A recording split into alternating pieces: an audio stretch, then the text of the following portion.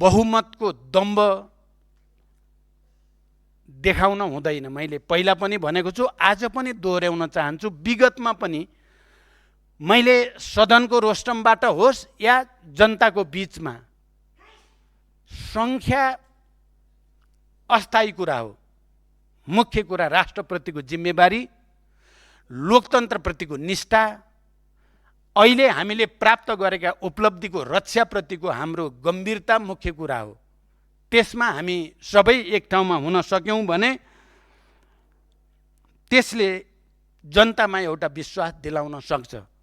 पक्कै पनि जनतामा प्रश्नहरू छन्, निराशा पनि छन्, असन्तुष्टि पनि छन्, तर हामी सबैको जिम्मेवारी जनतालाई उत्साहित बनाउने, आशावादी बनाउने, उनीहरूलाई अगाडि बढ्न उत्प्रेरित गर्ने जिम्मेवारी हाम्रो मुख्य जिम्मेवारी हो। राजनीतिक नेतृत्वको जिम्मेवारी, यस सम्मानित सदनमा जनताको प्रतिनिधित्व गरेर आउने सबै मान्य सदस्यहरूको जिम्मेवारी त्यो नै हो भन्ने मलाई लाग्छ र त्यो दिशातिर हामी सबै लागौँ।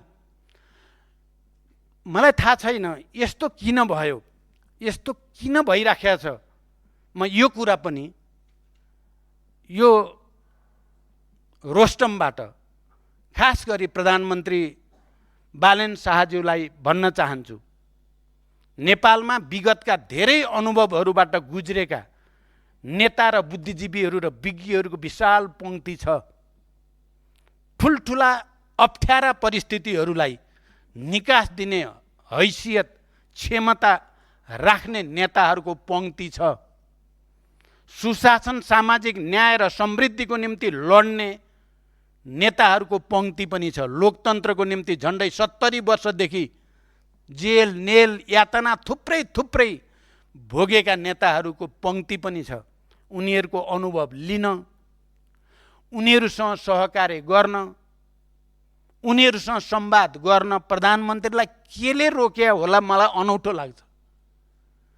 उहाँले, म आफैलाई भन्न चाहन्छु, उहाँले मलाई बोलाएर एकचोटि तपाईँले पनि भ्रष्टाचारको विरुद्ध लड्छु भनेर सुरु त गर्नुभएको थियो, केले तपाईँलाई सफल हुन दिएन भनेर सोधे पनि त हुन्थ्यो। केले रोके उहाँलाई? आफ्नै अहङ्कारले रोके हो कि म पर्याप्त छु, मलाई कोही चाहिँदैन भन्ने खालको हो कि? यदि त्यसो हो भने त्यो दुर्भाग्यपूर्ण हो।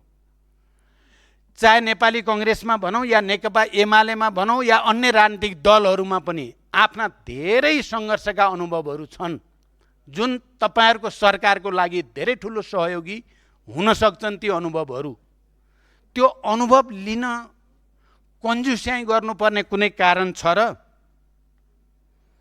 मलाई लाग्छ त्यस्तो जति उदार मनले काम गर्न सक्यो त्यति देशको पनि, जनताको पनि, तपाईँहरूकै पनि हित हुनेवाला छ।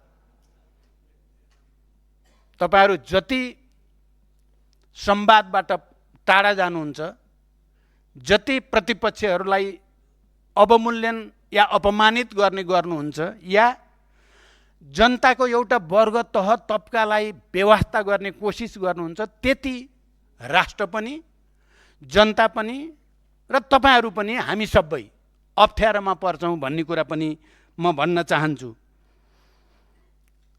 मैले अहिले देखा परेका अरू थुप्रै घटनाहरूको लामो व्याख्या गर्न सकिन्छ। अहिले म त्यतापट्टि मैले सुरुमै भने म जान चाहन्न।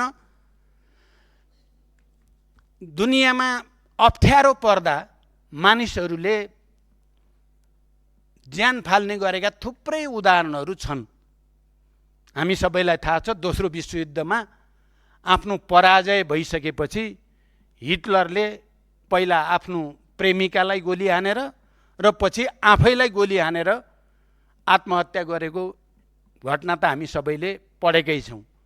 यसलाई एउटा नकारात्मक परिघटनाको रूपमा हेर्यो भने थुप्रै व्यक्तिहरूले यो विषयमा दार्शनिक रूपले लेखहरू पनि लेखेका छन्। मान्छेले आफ्नो जीवनको औचित्य समाप्त भयो भन्ने ठान्यो भने उसले मृत्युवरण गर्न पाउँछ कि पाउँदैन? अहिले भर्खरै पनि एउटा ठुलो बहस युरोपमा चलेको छ।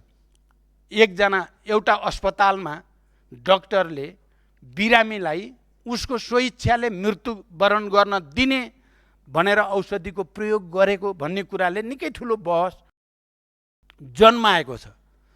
मेरो तात्पर्य के चाहिँ हो भने यी सबै उदाहरण र घटनाले मानिसहरूलाई आत्महत्या आत्मदाहतिर दुरुत्साहन गर्ने, त्यसलाई प्रेरित गर्ने काम गरिनु हुँदैन। त्यो अमानवीय हुन्छ।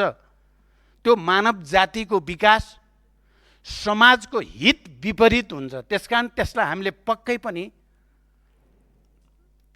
प्रोत्साहित गर्न हुँदैन। तर यसको अर्थ सरकारले फेरि यसका पछाडिको कारण के छ भन्ने कुराको गहिरो खोजी नीति गरेर यस खालका घटना दोहोरिन नदिन के उपाय अपनाउनु आवश्यक छ भन्ने कुरा खोज्नु भने फेरि बिल्कुल छोड्न हुँदैन। निरन्तर यस खालको समस्याको समाधानको निम्ति आफ्नो ठाउँबाट प्रयास गरि नै राख्नुपर्ने हुन्छ।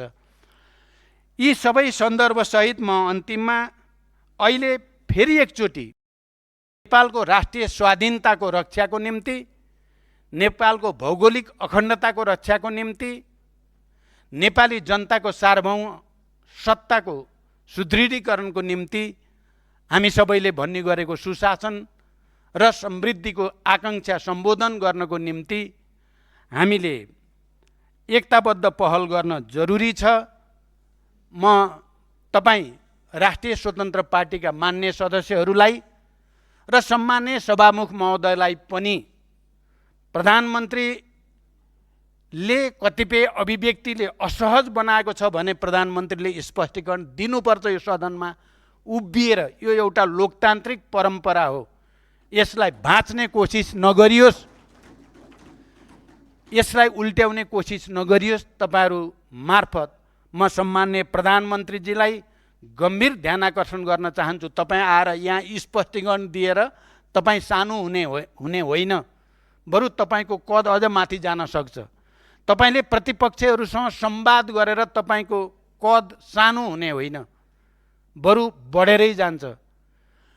अब यसलाई बुढापाकाको कुरा, राम्रा कुरा भनेर ठान्नुहुन्छ भने कुरा सुन्नु बुढाको, आगो ताप्नु मुढाको भनेर ठान्नुहुन्छ र नेपाली यो उखान हजारौँ वर्षको अनुभवले ल्याएको भन्ने ठान्नुहुन्छ भने मान्नुहोस्। ठान्नुहुन्न भने त तपाईँकै हातमा छ, कता लैजाने देशलाई यति बेला तपाईँको हातमा छ। म आशा गर्छु तपाईँले पक्कै पनि हामीले गम्भीर ढङ्गले र सकारात्मक ढङ्गले अझै पनि, मैले भने यो देश यति बेला राष्ट्रिय स्वतन्त्र पार्टीका काम कारबाही र क्रियाकलाप कता जान्छन्, यो असफल राष्ट्र बनाउने कि नबनाउने भन्ने बढी तपाईँहरूको हातमा छ।